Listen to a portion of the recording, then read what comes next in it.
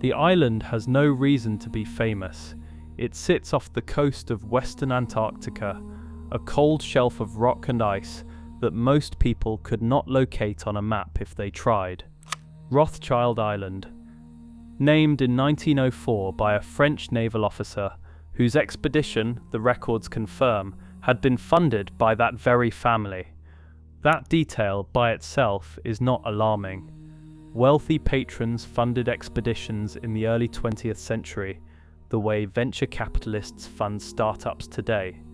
They wanted prestige, they wanted naming rights, they wanted their surnames pressed into the geography of an unmapped world. It is an entirely reasonable explanation, and I held it for a long time. But then I started reading the actual expedition reports, not summaries, not secondary accounts written decades after the fact. The original published records, with the scientific appendices intact. And somewhere in that reading I found something I have been trying, genuinely and carefully, to dismiss ever since. I want to walk through it now, out loud, where the logic is visible. Jean-Baptiste Charcot was, by any reasonable measure, one of the most accomplished polar scientists of his era. A French naval officer and physician, trained first in neurology before turning to exploration, he led France's first Antarctic expedition from 1903 to 1905, then returned for a larger, better equipped second expedition from 1908 to 1910. That second voyage was made aboard the Pourquoi-Pas, which translates, with something almost uncomfortably fitting about it, as "why not?" It produced a widely respected body of scientific work, geographic surveys, meteorological records, biological specimen collections. His published account from 1910, Le Pourquoi-Pas, dans l'Antarctique, is regarded as a meticulous record of early polar science. The official historical record treats both expeditions as genuine achievements. Charcot charted portions of the western Antarctic Peninsula that no modern expedition had previously mapped, produced the region's first sustained meteorological data, and named dozens of geographic features that still appear on current charts. His reputation is well documented, and it is deserved. I am not contesting any of it. The geological consensus on the Rothschild Island sector is equally stable. The island and the surrounding chain are understood as products of glacial erosion and volcanic uplift, a geologically young landscape shaped primarily by the forces of the last glacial maximum. Standard Antarctic morphology, coherent, internally consistent, supported by decades of survey work that came long after Charcot returned home. I want to be honest about this. The standard account does not rest on wishful thinking. It rests on real data, real fieldwork, and institutional consensus accumulated over more than a century. The scientists who established it were not careless. The framework that holds these islands as ordinary glacial terrain is not something I can dismiss, and I have tried hard to treat it fairly. The problem, and it is a quiet one, the kind that hides in a footnote rather than announces itself, appears in Charcot's own published account, in passages describing the coastal profiles of islands in the Marguerite Bay sector. He noted that certain formations showed morphological profiles inconsistent with the glacial modelling of the period. He was precise. He did not elaborate. He moved on. One sentence of measured caution, then the next page of meteorological tables. The scientific literature absorbed the observation the same way it absorbed everything else about that expedition. Smoothly, efficiently, without argument, without any published response, challenging or confirming what he had described. The anomaly was logged, and then, quietly, it stopped mattering. I want to be careful not to overstate what that absence means. Scientists flag anomalies and never return to them all the time, because funding ends, because other problems seem more pressing, because a single observation from a single surveyor in a region generating far more questions than answers is not, by itself, the foundation of a research program. That is how science actually works. But the specific character of Charcot's note matters here. He was not describing something impressionistic. He was a trained hydrographer, describing a geometric inconsistency in coastal architecture, a profile that, under the glacial modelling he would have applied, should not have been shaped the way it was. That is a precise claim. It deserved a precise response. It never received one. In 1929, researchers cataloguing the Topkapi Palace archives in Istanbul came across a map that had been sitting uncatalogued for centuries. It had been drawn in 1513 by a Turkish admiral named Piri Reis. Its rediscovery attracted immediate academic interest. Then someone looked carefully at the coastline depicted at the bottom of the page, and the interest became something harder to categorize. The southern section of the Piri Reis map depicts a coastline that several researchers, most rigorously the American geographer Charles Hapgood, argued closely resembles the sub-glacial topography of Antarctica. Not the ice-covered surface as it appears today, but the rock profile underneath the ice sheet. Antarctica was not officially discovered until 1820. The map was drawn in 1513. The mainstream explanation for this is real and deserves to be taken seriously. Early cartographers operated under the Aristotelian tradition of a terra australis incognita, a theoretical southern continent invented to balance the known northern land masses. The southern shapes on the Piri Reis map could represent that invented geography, distorted by the map's non-standard projection. That is not an unreasonable argument, and I have applied it honestly to what I was looking at. In 1960, Charles Hapgood presented his analysis to a cartographic evaluation unit of the United States Air Force. They're technical specialists, people whose professional function was geographic precision, examined the subglacial correspondence and issued a formal written response. They stated that they could not account for the accuracy of the depicted profile through any known 16th century cartographic method. That letter exists. It is part of the documented record. It has not been retracted. Now I want to acknowledge the strongest version of the counter-argument here, because intellectual honesty requires it. Hapgood's alignment methodology has been contested by cartographic historians who argue he was fitting a distorted map to a coastline he had already decided was there. That is a legitimate critique. Hapgood was not a neutral analyst, and his broader conclusions about ancient civilizations were not accepted by mainstream academic geography.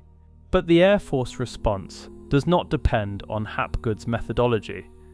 Those were independent technical analysts evaluating the geometric alignment on its own terms, without his theoretical framework. Their conclusion, that no known 16th century cartographic method could account for the subglacial precision, was stated formally, without hedging, and was never formally contradicted by any institution with comparable technical standing. That is a different order of claim. Let me place those two things side by side without connecting them. Charcot, in 1908, notes a morphological inconsistency in the coastal architecture of the Rothschild Island sector and leaves it permanently unresolved. A 1513 map depicts the subglacial topography of that same geographic region with precision that military cartographers could not explain. I am not saying these are the same story. I am noting that they share a location. That geographic convergence is either meaningful or coincidental, and I cannot tell you which. What I can say is that when two independent anomalies, separated by 4 centuries of human history, point to the same stretch of Antarctic coastline, the coincidence argument requires a particular kind of patience that I find increasingly difficult to sustain in the face of what comes next. Ernest Shackleton's Nimrod expedition ran from 1907 to 1909, overlapping almost exactly with Charcot's second voyage. Shackleton's geographic focus was the Ross Sea sector, meaningfully separate from the Western Peninsula, and I want to be precise about that.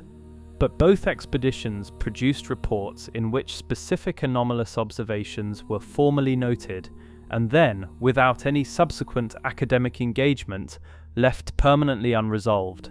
I am not claiming Shackleton found anything connected to what Charcot found. I am observing a shared structure in how two separate expeditions operating under different national flags, funded by different sources, led by scientists with different disciplinary training, handled the anomalies their work produced. They noted them with professional precision. They filed them in the published record. They never returned to them. That symmetry is strange, not because any one expedition's handling of its anomalies is inexplicable in isolation. All the individual decisions make reasonable sense as individual decisions. What is strange is the uniformity. Two separate scientific institutions, across two separate nations, exhibiting identical behavior toward a specific category of observation. The behavior pattern is more diagnostic than the observations themselves. Here is the coordination problem, and I want to be as precise as I can about what I mean by it. The level of uniformity in that pattern, the same methodical noting, the same permanent silence from institutions that had no formal relationship with each other, would have required active coordination if it had been deliberate. But I am not suggesting it was deliberate. What I am describing happens without architects. The scientific establishment of that era had invested enormous credibility in a coherent account of natural history, one that placed meaningful human geographic knowledge at a specific identifiable starting point. Anomalies threatening that framework did not need to be suppressed by decree. They were deprioritized by shared professional instinct, by the unspoken understanding that some findings cost more than they explain. A note in a published account, a formal observation left formally unresolved, not erased, never erased, just given no oxygen. The silence organized itself the way institutional silences always do, through shared interest, through the gravitational pull of a framework that no individual scientist chose to dismantle, because no individual had the authority or the incentive to absorb the cost of doing so alone. That is harder to challenge than a named conspiracy. A conspiracy has actors, motives, and documents. It can, in principle, be investigated. An institutional silence that emerged organically from professionals sharing the same training and the same structural anxieties is invisible by design. It does not look like suppression, it looks like caution, it looks like professional restraint. That is precisely what makes it so durable. I need to stop here and name the most important objection, because intellectual honesty requires it. The architecture of what I have laid out is built substantially on absence, on what was not followed up, on what was not explained. Absence is the weakest form of evidence available in any investigation, and I know that. I am not pretending otherwise. An argument built on gaps can always be answered with, "There's nothing there," and that answer is philosophically very difficult to disprove. I have sat with that objection for a long time. Here is why I do not find it fully sufficient. When you map the unanswered observations, not just their content, but their precise geographic coordinates, they do not scatter, they cluster. They do not distribute randomly across the continent, the way you would expect from ordinary scientific negligence, from expeditions generating more anomalous data than they had the resources to process. They concentrate in the western Antarctic Peninsula, in the island chains, in the specific latitudinal band that includes Rothschild Island. Absence has a shape here, and that shape is not accidental looking. Now let me return to Edmond de Rothschild, because his involvement has never satisfied me as a story about prestige. His patronage, across his documented life, was not characterized by fashionable interest in geographical discovery.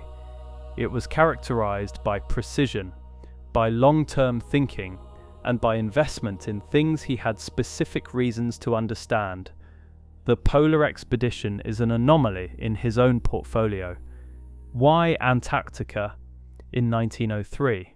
Why that specific expedition at the precise moment when the western Antarctic Peninsula was being charted by a modern nation for the first time?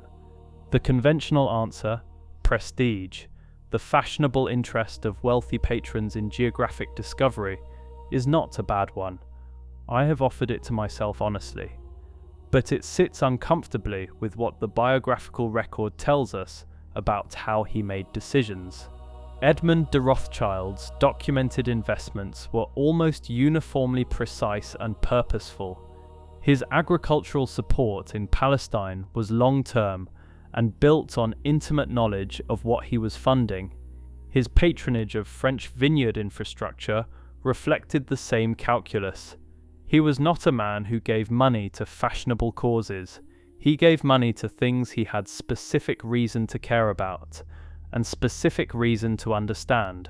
His sole act of polar patronage placed his name permanently on an island in the most remote sector of the most isolated continent on Earth, in the precise geographic band where the oldest cartographic anomaly in the modern record converges, and where Charcot would later note something he described carefully and then declined to press. I am holding that adjacency without drawing a line through it. Charcot returned from his second expedition in 1910. His account was published. The anomalous observation was filed. The Pourquoi-Pas went on to become one of the most celebrated ships in French polar history, and Charcot himself was regarded as a national scientific hero until his death in 1936. The official story ended cleanly, neatly, and without visible friction of any kind. Meanwhile, the sub-glacial profile of the Antarctic coast that a 16th century Ottoman cartographer reproduced with precision sufficient to trouble United States military analysts still has no institutional explanation. No published paper has resolved it. No formal academic position accounts for where that knowledge came from. The gap remains. It has simply been given a different quality of silence over the decades since anyone stopped actively asking. The kind of silence that exists not because no one has noticed, but because noticing requires explaining, and explaining requires accepting that at some point someone surveyed that coastline, someone gathered that data, someone had the capability, the organizational structure, and the specific motivation to map the rock profile of a continent that no known civilization of the ancient world was supposed to have reached. If that knowledge existed, it was not born in a vacuum. It was gathered at a specific location, by specific people, using methods we have not been given a framework to understand. At some point between its creation and its appearance on a 1513 Ottoman map, it passed through hands we have no record of, toward purposes that no institution currently acknowledges. That chain had a beginning somewhere. I do not know what Charcot found on Rothschild Island in 1908. I genuinely don't. The answer may be nothing, the anomaly a real but minor geological quirk, his caution simple professional precision, the funding exactly what it appeared to be. I hold that possibility seriously. Minds looking for patterns will find them whether they exist or not, and I am not claiming exemption from that failure. What I cannot fully account for is the geometric consistency of these particular gaps in these particular locations across these particular centuries. The subglacial match is too precise to be easily set aside. The morphological observation is too specific to be easily forgotten. The geographic convergence of these unanswered questions is too concentrated to be explained by the ordinary chaos of scientific negligence. What was being looked for in that sector? In 1908, what did a precision-minded hydrographer operating under patronage with no obvious strategic rationale observe in those coastal formations that warranted careful notation and then permanent silence? What did someone, at some point before 1513, do in those waters that left a mark precise enough to survive 4 centuries and still disturb a military cartographer in 1960? I don't have answers.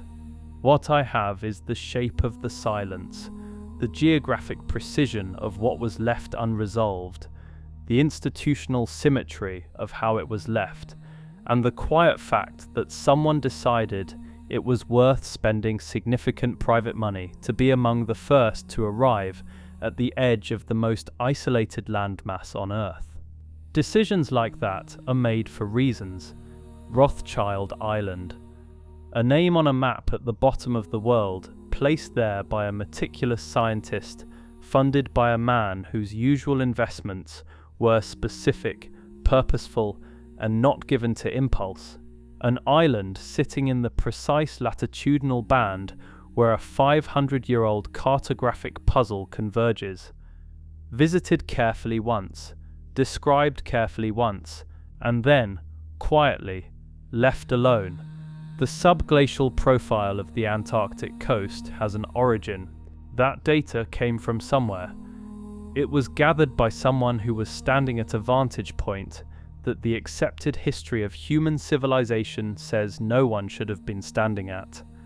And whatever that someone carried back from those waters, it entered the record once, in 1513, and then went still for 4.5 centuries, until a French naval officer sailed into that same sector in 1908, noted that something in the coastal architecture didn't fit the standard models, and then moved to the next page of tables.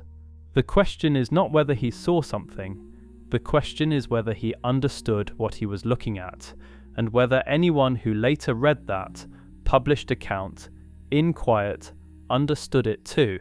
That is where I stop, not because the question is answered, but because I have run out of accessible documents. The island is still there. The silence around it remains structured in that same careful, institutionally coherent way. Not aggressive, not defensive, just complete. Like a door with no lock, no sign on it, that has simply, in every record I can find, never been opened. But it had to have been opened once. That is the thing I cannot stop sitting with. Someone knew where to go. Someone already knew what was there, and the name they left on the island is the only mark on the outside of the door that has survived long enough for anyone still awake to read it.